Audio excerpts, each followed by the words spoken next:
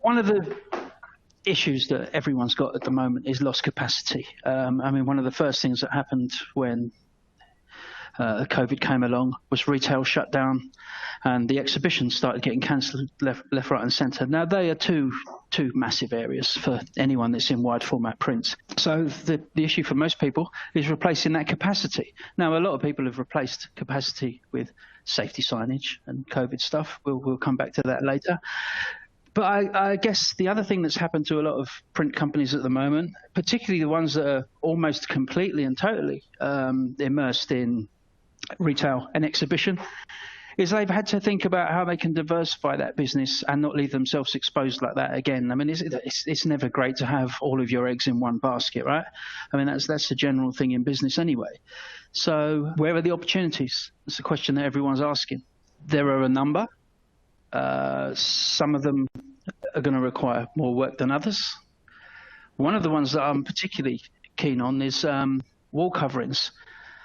I think that's got a lot of potential there. I mean, we're already starting to see it in places like offices, schools, colleges, hospitals. But now, Energea's market research have predicted 23.6% annual growth between now and 2025, with that digital printed wall coverings market reaching a value by 2025 of 10.4 billion.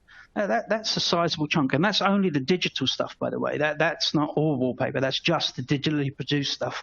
What kind of applications is that going to be used for? Well, as I say, offices, schools, and colleges. They're kind of using it as signage at the moment. They're putting it up for motivational and inspirational type messaging and that kind of thing on walls. You're seeing hospitals using it quite a lot in children's wards. They're trying to brighten up they're trying to make it more comfortable and less intimidating, I guess, for the younger patients.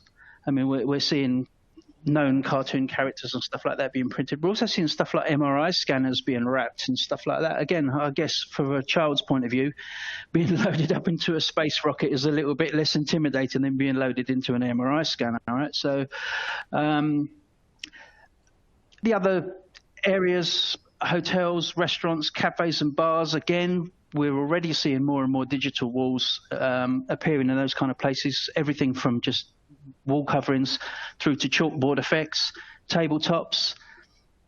Again, I think as we come out the other side of COVID and these things start opening up a lot more, we're probably going to start seeing more things like menus and cocktail lists and stuff like that being printed on the walls of bars, cafes, restaurants. I think the most interesting part of that market is actually the consumer market.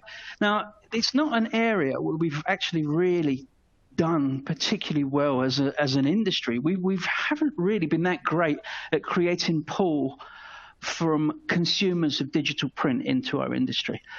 I think part of that is because our machines were busy, right? Everyone was servicing exhibitions, servicing retail, print capacity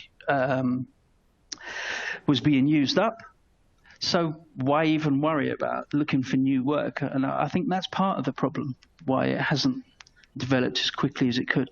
But that is a massive, massive sector, I believe, consumer wallpaper. And it's not without its challenges. I mean, it would have to be marketed differently, certainly.